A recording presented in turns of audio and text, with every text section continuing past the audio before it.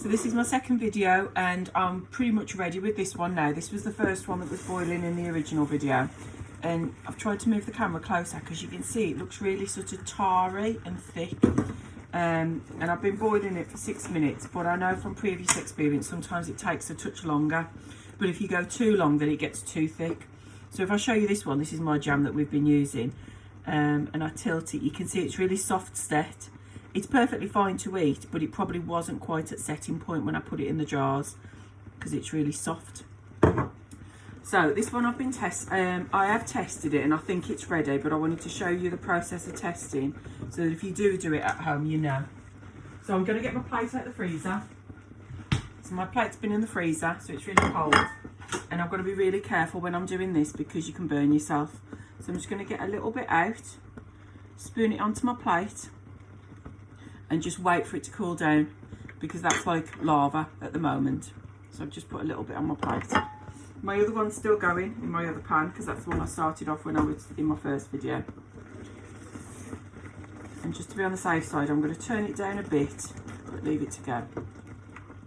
So it's on my plate and you can see that it's sitting up quite, let me get the angle right, quite level. I can't get the angle, there we go. You can see I've already done it once and washed it.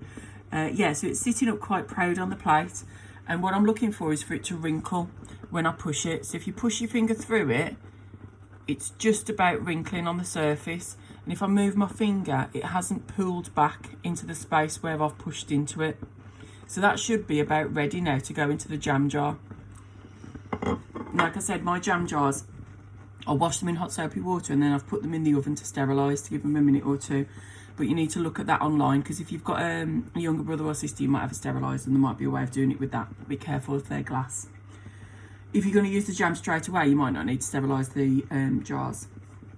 When this is cool, or while this just cools down before you put it into your jam jar, you can scrape some of, it's called scum, so you can scrape some of that off the top. So I'll just move my spoon, just angle the phone.